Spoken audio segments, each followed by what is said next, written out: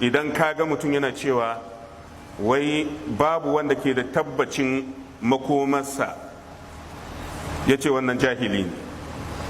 idan ka yadda aikinka na kwarai ne, zuciyarka akwai tsafta, ka tabbatar ma kanka kai dan aljanna, saboda Allah ba azalimi ba ne.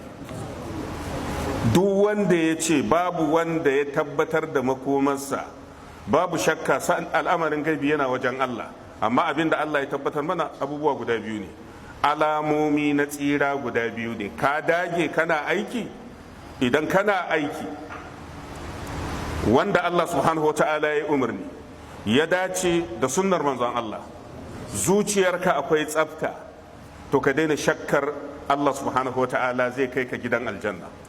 shakkan hakan kamar danganta zalunci ne ga Allah. sai dai ba za ka yanke wa kanka ba, sai dai ka ƙara fata da addu'a, saboda baka sani ba anya za ka ƙare rayuwarka akan wannan siffa ɗin ko a'a, wanda shine baka sani ba, baka san gaibi wanda yake tsakaninka da mutuwa ɗin ba. amma matsayin Allah zai hana ka ladar abin da ka yi, wannan ba daidai ba ne.